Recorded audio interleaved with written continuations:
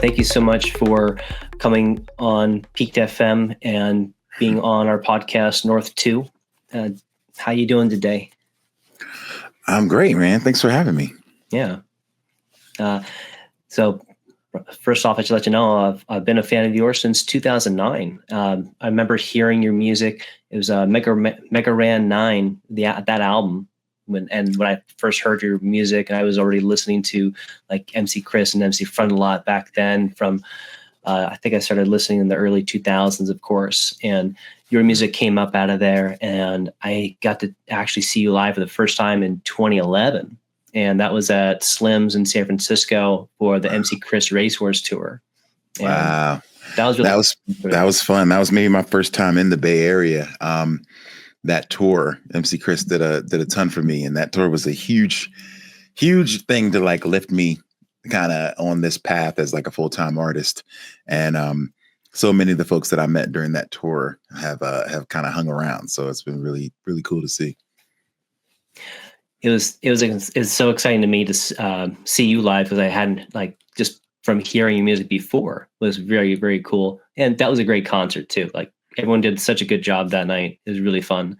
And then I actually got to meet you again just 2 years ago, 2023. You were back in San Francisco. You played at DNA Lounge with MC Fun a lot. And I got permission from a friend of ours to photograph the show. So I came in, I photographed the show, and had a fun time. You were very pleasant, of course, as you always are.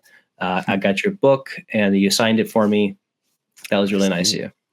Thank you. It was a good time. DNA is one of our like nerd havens for sure, in the Bay, where they're always very welcoming to us. It's always a good time. You know, I got pizza right in there as well. So what else could you ask for? And that was such a great, fun, like, show. Like, I had never been in that smaller room before. I've always been in like the bigger, main, bigger part of DNA Lounge. I'd never seen that smaller section.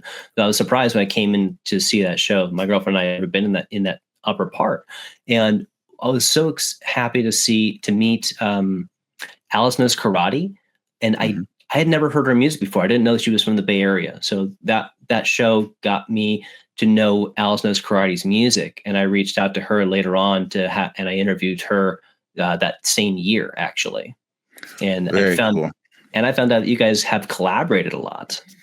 Oh, for sure. Keiko and we go way back in the scene.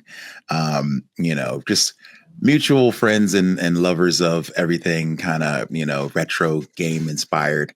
Her other band, Crash Faster, and I have played a ton together. And we've worked on a couple of fun collabs. And we did one, I believe, wasn't DNA. That was the other place we play out there, bottom of the hill. Yeah. Where I had a chance to have Keiko come up, and we did a I think it was one of the Parappa the Rapper tracks. We did a fun remix too, which was awesome. That's tight, man. That was a fun game, Parappa the Rapper. Way ahead of its time, man. I always say, like, that game needs like a proper kind of reintroduction to today's world, because I think it would do pretty well. Yeah. Oh, I think you're right about that too. Definitely, man. There's a lot of retro games that really would do better now if they were remade. Yeah. That's a good idea. I like that idea a lot.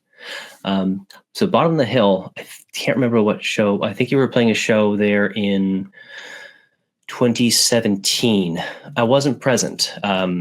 But a buddy of mine, one of my coworkers, got to go see you live there, and someone was live streaming the show on maybe Facebook, I think. So I was at home recovering from a surgery, so I just like watched the live stream, which was fun, and my buddy was really happy to see you live, because I had introduced him, because he's always grew up with listening to rap and hip hop, but he didn't know the scene that you were coming out of exactly. So I introduced him to your music, and he loved your sound.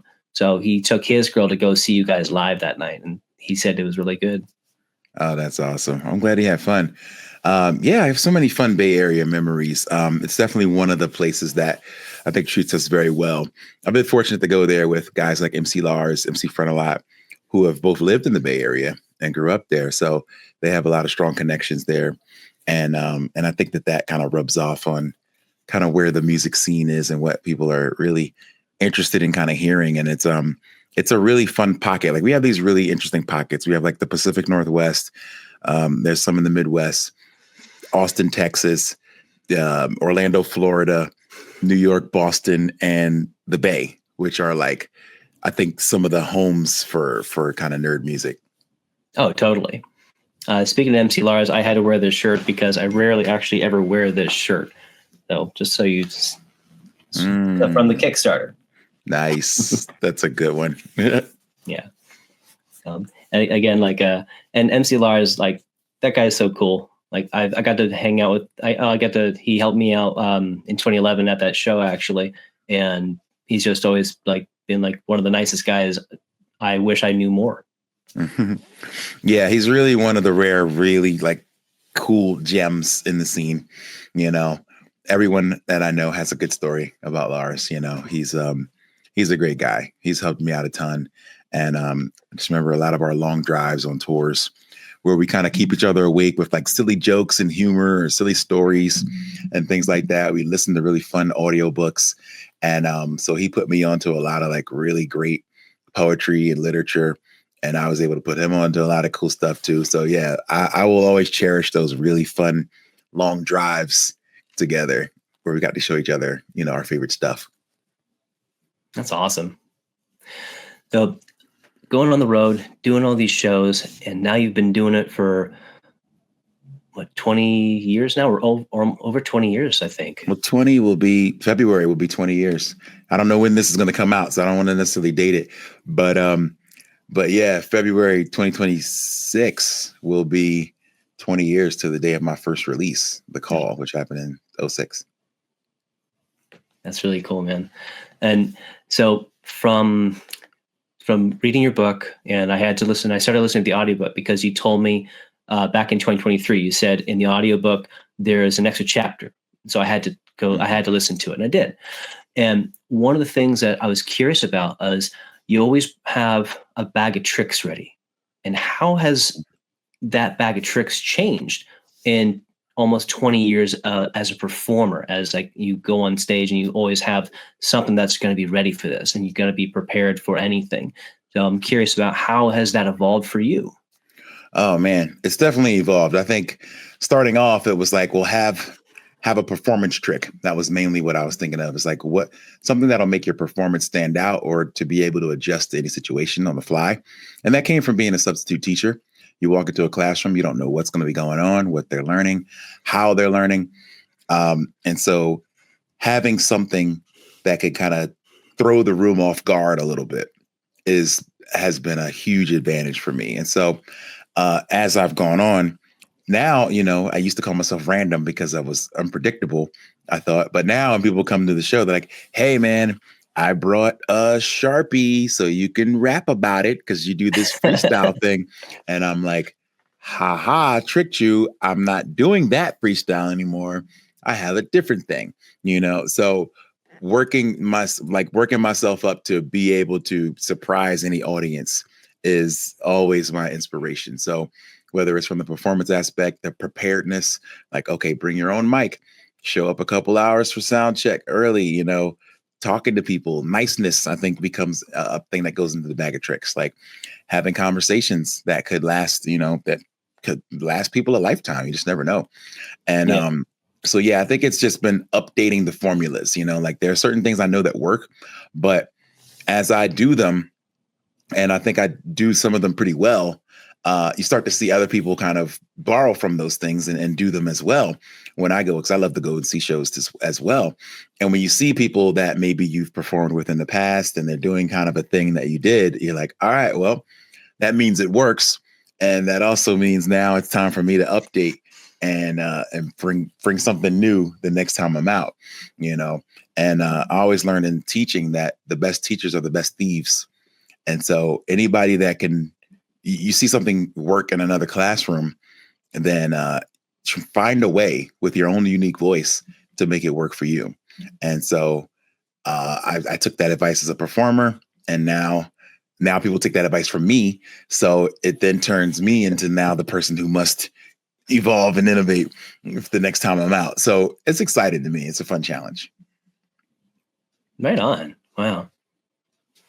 That's very cool, man. I like that a lot. And I remember I did get to see you do one freestyle back in 2011, and that was really cool. Something that I like. I'm not used to hearing. I'm not used to going to a concert where people are doing freestyle. So that was really cool. Mm-hmm. That was a good experience for me, man. It's fun. I love doing it. It's something I came up doing as a hip hop artist. In smaller rooms and things. You're like, you do it with your friends. You do it to the crowd. Just it's a sign of we're basically comedians at some level. I think nerdcore artists, we're basically stand-up comedians who have beats. And so, yeah, we play our hits like they play their funny jokes, and we have our things that work. And so once in a while, you just pull out some crowd work and it just works. That's really cool. And now that you say it, it's saying like basically comedians. I see a lot of it. I get that a lot, and I think that resonates with me a lot. Of like, I like a lot of humor, and that makes a lot of sense. That's probably why I enjoy a lot of the nerdcore music. That makes a lot of sense because I think about that seeing MC Chris perform, and it's like he'll have a bit every tour where it's like it might be a 7-minute talking stretch where he's working his way up to a really good joke, and he'll just give it to you sometimes, and it's like, a person who's new to this show might be like, hey, where's the music? Like, what's going on, man? But this is so essential and so tied in to what you're going to experience in the music is like knowing how this guy's brain works. So I think in the stage banter, we've all kind of adopted it where there's a little bit of humor in our storytelling and in between the songs. So it's just like a stand-up comic. Very cool. That's funny, man. I love it. So Buddy's Magic Treehouse. You've been nominated for a Grammy, and I was curious to know about how has that affected you, and how do you see this influence you in the future? Well, it seems so strange to even see or hear you say that. So thank you. It's one of those things where it's like, nominated for a Grammy? Me? Like what? It still doesn't feel real. It's been about a month since the nomination, and I'm still like completely in awe. Like I can't even believe this has happened. How has it changed me? I mean, it hasn't changed me at all. Like I think it's just the opposite. Like knowing that I created something for myself that I really love, for my kid that he really loves, for our family and that they really love, and to see it succeed is like the ultimate gift because, for the longest time and all these like, I guess, subgenres that we've existed within, as nerdcore artists, people tell you like certain things are just not going to work. Like, oh man, you're rapping about computers, comic books, games, being a nerd. That's not going to work, and then it was kids music. That's not going to work. Or you're making ska songs. That's not going to work, And so despite all the people saying that these things wouldn't work, like it not only works as far as like making something that I'm proud of, but something that has been able to get onto the radar of a world that was considered so far from an indie artist's mind, where it's like, we never even set out to win Grammys. Like we just, we're just trying to make music. And to the point where we would be like, I don't need the Grammys. Screw them. They're not going to listen to this, And then you find out like, well, maybe like it's possible. So I think for anything, it's just taught me to stay the course and that the ideas that I've had are good. You know what I mean? And not just to me, not just to my friends, but to an entirely different group of folks who listen to music in a completely different way. So it's just really awesome. They tout all the time that the Grammys are the only peer voted award in music. It's the only award that musicians vote for. You know what I mean? It's not a bunch of press people. It's not people who had a great time at a concert. It's musicians who listen to the musicianship. So that really means a whole lot. Wow. That's fascinating because I didn't know the process at all. So that makes Yeah, that like validates you even more. That's so cool.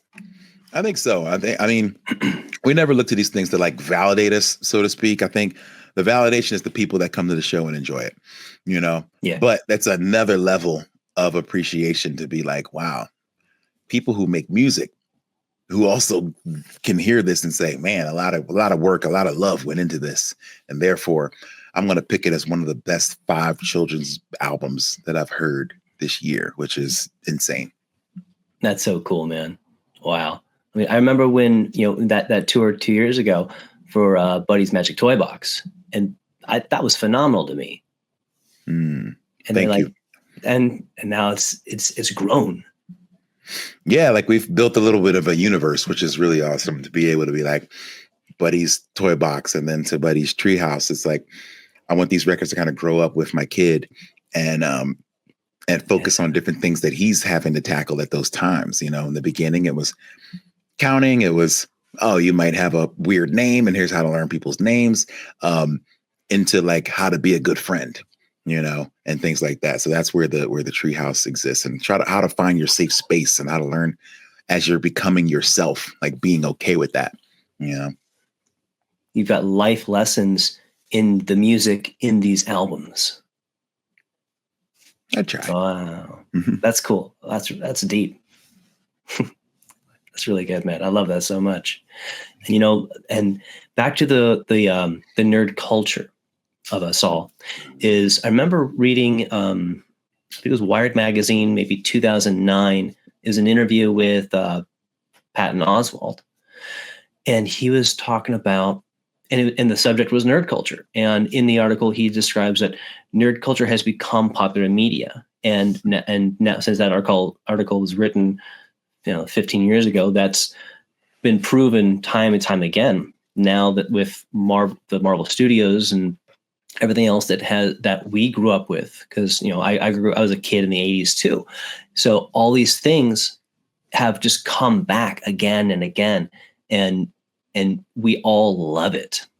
And it's gratifying to see that, being that nerdy kid that I was, of wanting to read comic books and talk to my friends about the cartoon shows we were watching, like He-Man, and it's all coming back, and everybody wants more.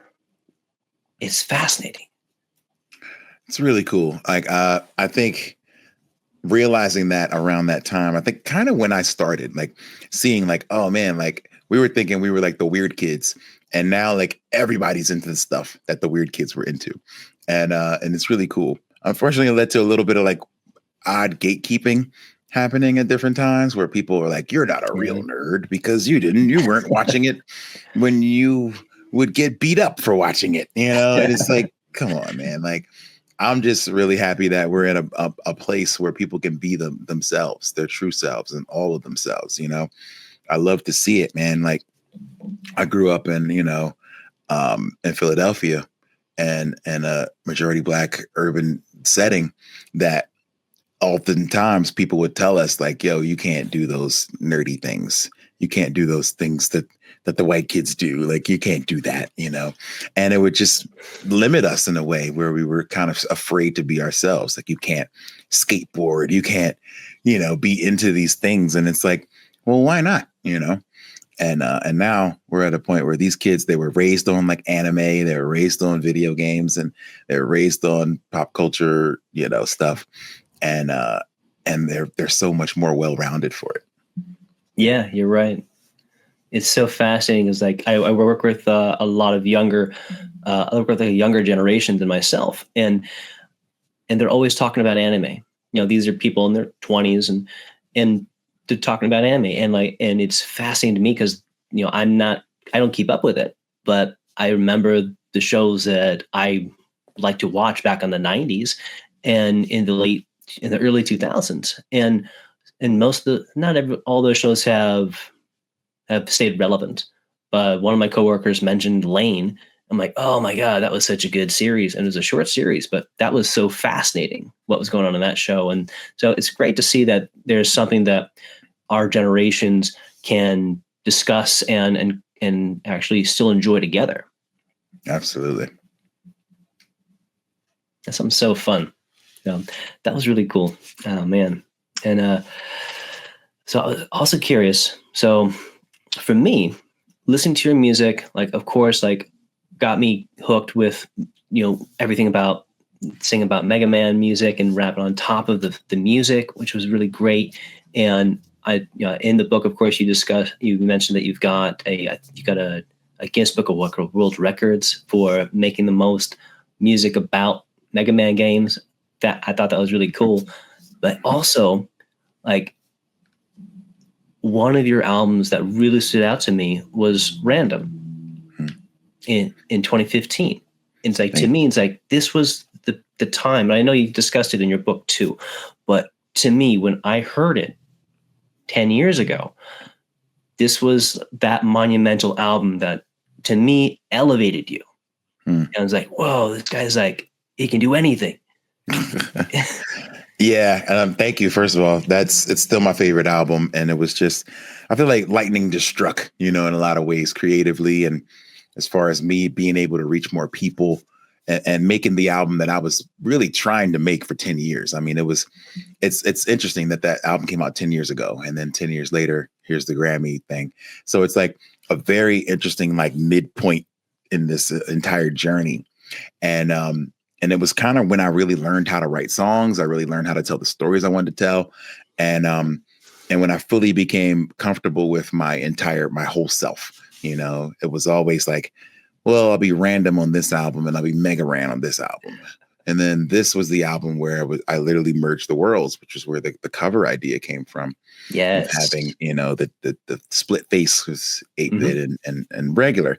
And so I feel like it was a great midpoint for that reason, because it was like the beginning for me of standing on my own. Like I was making albums that were, derivative and inspired by a lot of other IPs prior to that, which is where a lot of people probably heard of me through like Black Materia and Mega Ran 9 and stuff.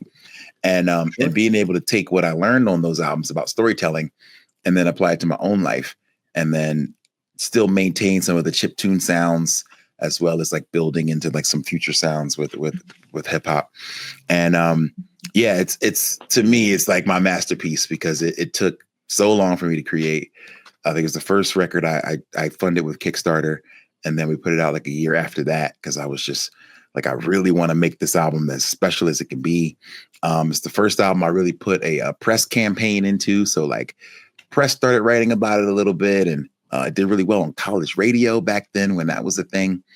To the point where some of the DJs I remember telling me like, this album has just as many ads, meaning it's getting added to stations, as Run the Jewels, which had just begun around that same time. And I was just like, what? You know what I mean? Like they would show me the charts and it'd be like Run the Jewels, then Mega Ran, and I'm like, wow, And so to be able to be mentioned in that class where I was like, I might be onto something special. And again, just not having to conform or change who you are to do it is a great feeling. I was like, the first single's Infinite Lives. It's so video gamey, but also real life inspired. And it's a song I still play to this day that still gets people like, and man, I was doing a hosting in Orlando just last weekend. I was only there to play a couple of songs and hang out. And then I asked somebody in that crowd, like, well, if you want to hear a particular song, maybe I can play it. And this one kid in the front was like, Infinite Lives, play Infinite Lives. And I was like, okay. Absolutely. And like, it's not even like one of my most like streamed songs or anything, but it's just to me a super special track that people who understand the Mega Ran journey like really, really connect to. So I'm really proud of that, and that I can still play it to this day. And just for anyone once this comes out, of course, if anyone who is not familiar with this album, like, this is the album. Hey, there it is. It's phenomenal, dude. That's so cool. Like, and thank you for telling me more about like of the process of getting that album out together. That process is so important to me. Well, that was something where I realized like today we realized like it doesn't take a whole lot of money to create content. You just got to just do it, But if you really want to do it at a high level and you have very specific ideas, then you will kind of need some capital. And so that was the first time that I went to Kickstarter kind of with my hand out being like, guys, I have this idea. I want to mix the chip tune with the hip hop boom bap soulful sounds. I want to tell these stories that I've never told before. I want to shoot really cool videos for it. I want to give it a real good press push. And so I came to Kickstarter and we like blew our goal out of the water before I even had a title for the album. You know, I was just writing songs and I knew where it wanted to go. And man, I was so excited, you know, to see that we had the funds to create the vision that I really wanted. And yeah, it came out exactly the way I wanted it to come out. So even to the point where when they did we did a 10-year re-release of the vinyl. And a friend of mine was like, well, do you want to maybe like add some songs or like move some things around? And I'm like, no, I think the record is great the way it is, you know, like, and it has a lot of songs on it already. So I think you get your value, you know, you get your bang for your buck, you know? Oh, definitely. Mm-hmm. Yeah. It's to me, that it was such a pivotal moment in your musical career. And I noticed it. It was really cool. Very, very important. Thank you. I appreciate it. It was really cool, man. I lost my train of thought. That was so monumental to me, man. That was so cool. I was curious more about your production on. I know you work with a lot of other friends, with producers and other musicians, and I was curious about on your end, because I remember reading in your book, working with making cuts on from a game, and which is cool. I love that idea. And then, of course, you've evolved since then. Are you still involved in the process of producing some of the synthesizers, or is that something that you're hands off on? Oh, yeah, I do as much production as I can on the pre-production side. So like when I'm at home in my studio, I'll work on some things and they become kind of placeholders for my ideas. And then we bring them to the big studio, and then I get my friends involved who I think are way more talented than me when it comes to like beat production and things. So yeah, I lay down kind of a crude version of what I want to do. And then the guys will come and like help it to get to another place. But sometimes like I can't always express what I want and what I can hear in my head. And so I just sit down and do it, So I felt a lot more comfortable doing that with the kids stuff because I don't know, I just felt like these are very personal stories. They're personal, interactions. And so I was very intent on producing most of these albums. So yeah, for the Buddies albums, I think I produced maybe 75% of those with my own, my own hands. And then in addition to writing them, which is a new challenge for me, but I always know when I get out of my depth, I'm like, oh, I need a guitar solo and I can't do that. So just bring in the guitarist, I want live drums and I'm decent live drums, but not good enough. So let's bring in another drummer, and I think that's a really important thing that I tell young artists, like, don't be afraid to bring in other people that are talented and collaborate, because collaboration can bring something out of both of you that you never knew was there previously. And it's a really fun feeling to be like, man, I don't know how I did this, but you had that other person there that was pushing you. And so collaboration is I think where some of the best ideas come from. I agree 100%. I think some of the best things I've done has been collaboration. This podcast is a collaboration. There you go. Excuse me for a sec.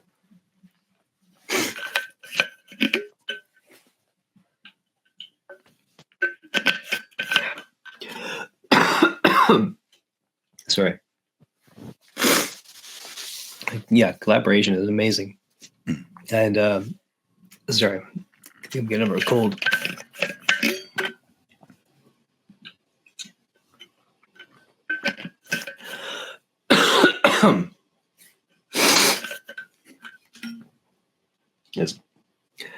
It's so important to have someone to bounce ideas off of and be able to say, hey, what do you think of this? Do you like this? Do you want to work with this? And then maybe scrap something and do something else. And you find something that you may not have found by yourself. That's something that I enjoy so much about it. Yeah, it's very special in that way. Like, you just never know what can come out of those moments. of just kind of sitting together. And so now I try my best to not make any big decision without talking to someone or talking through it, because it's really helpful to be able to like just be like, wow, that wasn't there before and now it's there. You know what I mean? Like, and it's a amazing feeling to me. Like, it still blows my mind. Like, I liken it to magic. Like, whenever you can create something out of nothing, it's like magic, like from people who do hair or, are able to make these amazing cosplay designs and, artists and things. And I guess musicians too.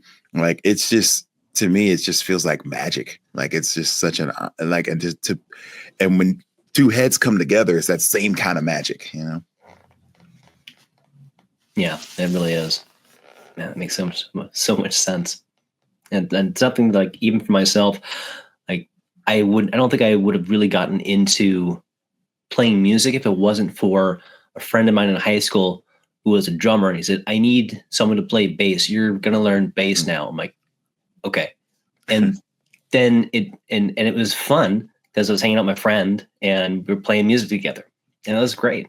And then it just kind of snowballed into more and more. And I found myself getting more into synthesizers than traditional instruments. And that's been phenomenal. That's something that has again, going back into like nerd culture, I've found so much of the people that I love being around by getting together and hanging out, playing music. We're not producing that much, like in terms of like releasing music, but we're just getting together and jamming sometimes and share and like trade synthesizers or borrow. And that's such a fun thing to do. And we just nerd out and talk about the different gear that we got. Yeah. That's really good. That's cool stuff.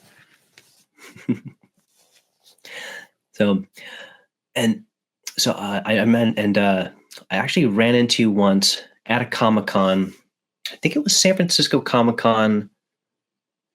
God, and maybe 10 years ago now, in San Francisco at the Marriott. You had a booth, and you were, of course, I think you had a couple cassettes at the time, and I was talking to you about sampling, and I was saying, like, I want to sample, old video games, like the video game, like sound effects, like Golden Axe of like the characters. Like, if you went on Sega Genesis, if you went through the selections, you could actually play the sound effects of like the characters going, wow, things like that.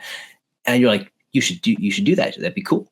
And I never really got around to it because I ended up talking to, like, a couple of years later, I talked to an engineer friend of mine. He said, you might run into some problems with that if you try to package it and sell it as something as your own, because someone else produced those sounds. Like, that's a good point. So I didn't do it, but I've been doing similar stuff.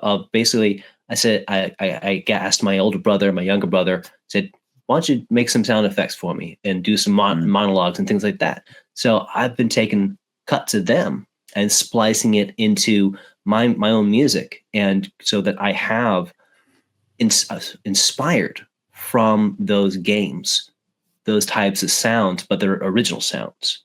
And I know that you've been, and so with your music, there's samples here and there, of course. I'm curious about what's your avenue for sampling. Oh, well, that is a curious question. There isn't really a catch-all answer. I think when it comes to sampling, people ask me that all the time. Like, hey, so how do you get away with doing this thing you do? Basically. and there's not really an answer to that, because, like, I don't know. I think I got lucky. I'll say that when it comes to the stuff I did with Mega Man, and I talk about it a lot in the book and even on stage about, like, just getting lucky to the point where Capcom found what I was doing and didn't come with the pitchforks and the lawyers, but was saying, wow, this is actually pretty good. Like, let's talk to you about it and shine a light on it, because, Capcom was ahead of the game a little bit when it came to that. They were building community and things like that, and they called it fan art. And I was like, well, yes, it absolutely is fan art, because I'm a fan and I'm making art, just don't sue me, but, but ultimately other companies are not as nice about that, so you are playing with risk when you're playing with other people's copyright, we've seen situations just recently with WWE, having issue with people using their copyright, maybe using their photos, using their logos, using their likenesses, on products. So you just need to know that you're skating on thin ice, and if you're not comfortable with skating on thin ice, then go get on some solid ground, because it is dangerous, and you have to kind of like realize that at any moment it could go away. And so like they could come after you and say, don't stop doing this. And then my thing was, and I was thinking about this today with buddies and with other projects that I put out, like random, and being like, man, I was worried that I wouldn't be able to stand on my own without someone else's IP. It's like, my name's Mega Ran, like people are just going to come to me for Mega Man stuff. And so the fact that I've been able to build my own universes, is really, really cool and special to me. Like I've been contemplating a sequel album to Random for a long time, and then life kind of got in the way. It would probably be called like Raheem, like my real name, what I mean? And that would be like the continued growth of me. So being able to build these universes and my own IP in this world, and still, right now, the Buddy stuff is like my most played stuff.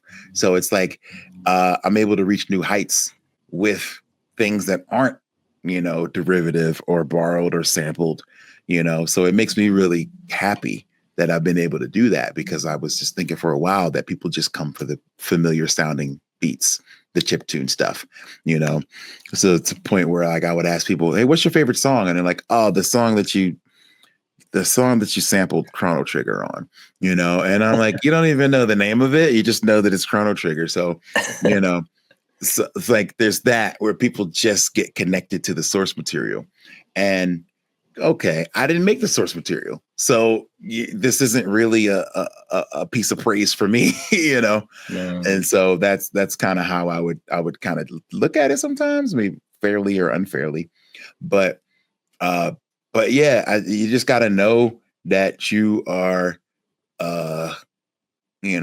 playing a dangerous game, but you just got to be ready to pivot. You got to plan your pivot, plan your escape, and always be worrying of thinking about how you emulate, and then you imitate maybe, and then you innovate, And so I think you got to be thinking about where the innovation is going to come in. That's a great point. Mm-hmm. That's a great way to say it too. I like that very much. And going into that, so the rest, so as you said, WWF, wrestling, I grew up with that too. I think I saw Macho Man Randy Savage probably at least once at the Cow Palace here in the Bay Area. And I was a kid, and, he was, I think we were like, I don't know, I guess he was like considered the villain at the time. I'm not sure anymore, but now, like, retrospectively, he's just like the coolest guy to watch from my childhood. And it's like, I'm like, keep on seeing these reels of him like doing interviews, and it's like, this guy is awesome. And everybody's emulating him. People are like, there's like Macho Man Randy Savage cons where everyone is Macho Man Randy Savage. And it's so fun. Yeah, he's certainly like one of the most beloved, and I loved him. He was my favorite coming up too. So, but I never really saw this coming. Like that decades later, people would still be like just so in love with him. But knowing what I know about wrestling, like they always say, like he was one of the like greatest characters, ever. And part of it is because he was always in character. Like you didn't see him not talking like, oh yeah, he can be, I'm having a great day. Oh yeah. It was constantly to the point where you couldn't separate Randy Savage from Randy Poffo. Like he lived this character. When they call it living the gimmick. And when you're living the gimmick, like people have to respect that, because it takes such a serious amount of dedication to just constantly be in character. Oh, totally. Definitely. And so with Matt Mania, that was, a great, to me, that was a cool, I'm not sure if a pivot or transition, or maybe just like an addition to your repertoire of getting back into wrestling, and, of course, having friends in wrestling, and you ended up producing some really cool albums in that era. Something that I was curious if you could tell me a little bit more about, like, and I know it's in your book, but like, how, reflecting on it, how's that experience to you? It seems like a lot of fun. Oh yeah, it's a huge amount of fun. I mean, that's why I just came from a wrestling show last night, and so I still have, like, wrestling on the brain. Cool. And yeah, like, I got back into wrestling probably right after the Random album came out, maybe. I feel like it was around that time where I had, like, a current wrestler hit me up and be like, "Hey, can I use some of your music to come to the ring? Like, I love video games, and you got this video game song." And I'm like, "Of course." And that made me watch, because I wanted to see this guy and see him come out to my music. And then we became friends. And so watching every week was like, it then inspired me to write songs. I was like, well, what if I could rewrite these guys' entrance music? What if I could, be the guy who told the story of this guy coming to the ring? So I did one of my favorite ones is The Madness, which is about Macho Man. And it's basically like a cool biography of him and how he started, but then also a like, just I think I talk about, like, how cool he was, and like how much no one could ever imitate him, and how he was like the greatest, like, single greatest character of all time, And so it got to the point where wrestlers heard these songs and were like, "Oh man, these are pretty cool, man. Like, could you write something about me?" That kind of thing. And then Yeah. so I started writing about other people, and then next thing you know, the Matt Mania albums were there. I started doing a podcast, Matt Mania podcast, where we could talk about wrestling a lot with my friends. And basically all this was like, and I never planned it this way to be like, oh, I want this to lead to me, like, working with the company. But, maybe it was in the back of my mind, like, maybe they'll hear it and maybe they'll want me to do a song for them. But yeah, it was just like wishful thinking, not thinking it could happen. Next thing you know, I start getting invited to wrestling conventions. Like, hey, you make wrestling music. Why don't you come have a table at our con? And I'm like, this is amazing. And then I'm getting invited to wrestling shows, and then later being asked to write theme music for wrestlers, And so I think it's just this, more or less, a testament to living your truth, if that makes any sense. Like, your hobbies, your things you love, like, putting them on display for people to see them, because how else would they know that this guy would really be interested in writing a wrestling song if you didn't see him already write wrestling songs, And so I tell people all the time, like, find that thing you really love and, like, make it a part of maybe your persona, or a part of maybe an era of your creation, so that people will know what you're into. Because when they need somebody, a lot of these companies, they tend to need somebody once in a while, and you'll be the guy that they look for. Like right now, if there's a video game that has a hip hop section in it, they probably think about the hip hop video game guy. So yeah, I think it can be fruitful to wear your obsessions kind of on your sleeve a little bit. And for anyone who has not heard the album, Matt Mania. Hey, oh, Good one. Oh man, that's Good a rare one. one. I think that's all out of print. So Really? Oh, wow. you have a rare piece, and I think it's gold too. Let's double check. There it is. All right. Cool. Yeah. Yeah, this is a great pressing. And that fun album. It's so fun. Thank you. So yeah, the New Day song I did on there for the team, the New Day, they would always ask me, like, man, one day, like, we got to get you to sing our song. Like, this would be cool if you could play this for us at a live show. And I'm like, well, yeah, that would be great one day, maybe. And then fast forward, I mean, a decade later, they made a turn and they needed new music. And so they hired me to make music, which was like an absolute honor. Wow. That's so cool, man. Mm-hmm. Wow. That's so everything just worked out, and just to kind of like because the work was so good. Everyone said, "Hey, this is fun. This is great," and it worked out so well. That's so cool. Yeah, it's very interesting with that, where it's like, I don't know what's ever going to happen with these things. I just kind of do them. But now that I've seen it happen with the Mega Man, I made Mega Man music, Capcom enjoyed it. So I made wrestling music, wrestlers enjoyed it. So it just shows me now that it is possible. So whenever I do find myself really liking something, I'm like, I bet I can get this person to interact with it. Stranger Things happened a couple years after that. And then I wrote a Stranger Things rap and Millie Bobby Brown retweeted it, Oh and man. so, Yeah. like, it's been like, I really feel like any of these things that you set your mind to, these strange, weird goals, I've seen so much success with it. Like, I've seen it work that I'm like, I think I know how to do this, That's fascinating. Wow.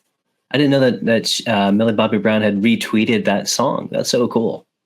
Yeah. That was, man, this is so long ago. But yes, I got a DM from her after I put it out. She's like, "This is cool. Like, can I share it?" And I'm like, "Absolutely." Yeah.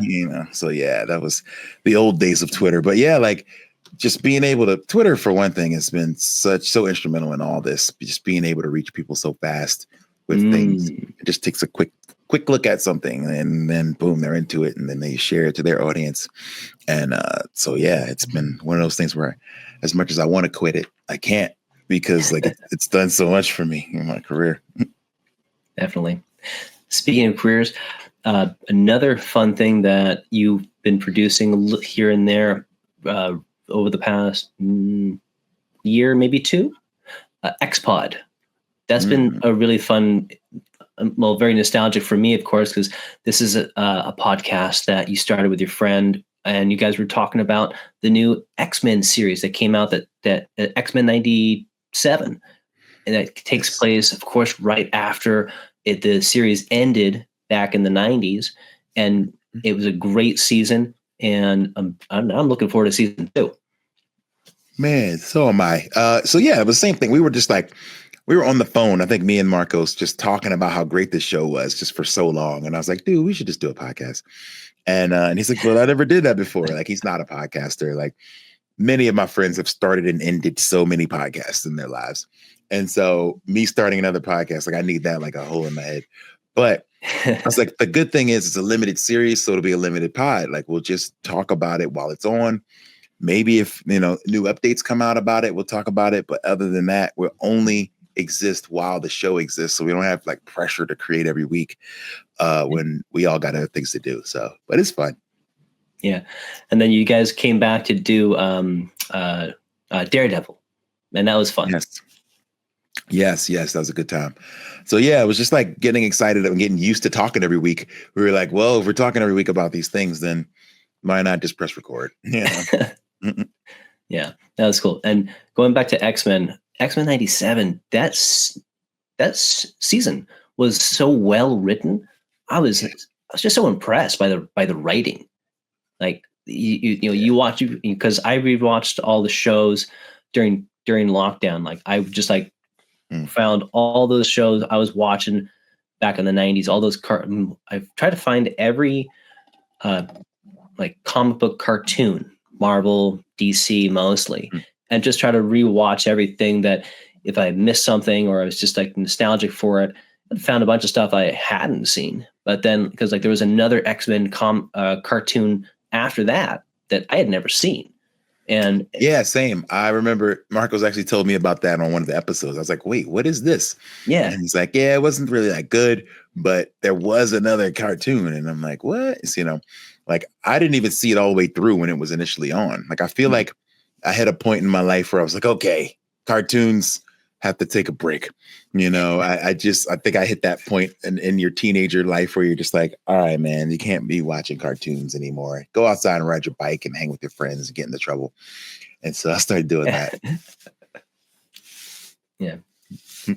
And that was such a fun show, man. I'm sorry, going back to X-Men, and then like, because of course, like I I had to make sure I remembered everything right. So I just rewatched all of the original like X-Men cartoon, and it was I enjoyed it, of course.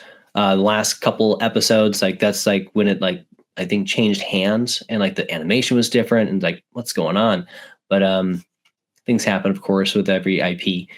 But again, man, this whole X-Men 97 so good. Like I like every episode it was just like I have to see the next one. I have to see the next one. It was just kept my attention so well.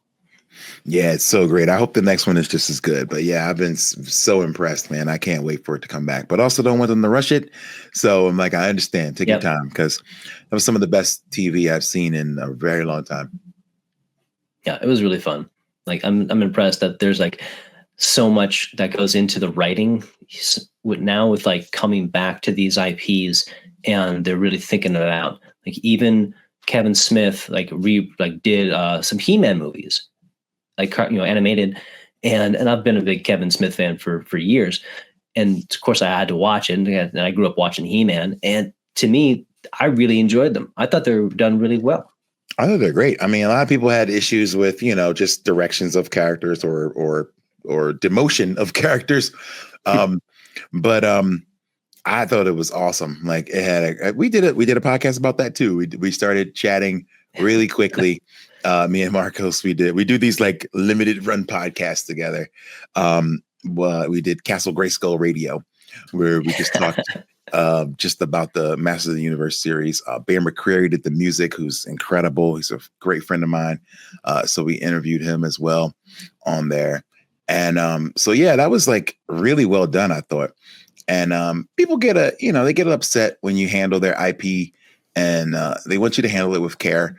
And I understand that, but I think you got to like trust the writer and the director's vision sometimes. Mm-hmm. It's like, I know you love it and they love it too. You got to believe it. They didn't just take a job, they love this stuff too. So I think just coming at it with a little bit more of, understanding of that. Hey, it might not go exactly where you want it to go, but let's just see it through,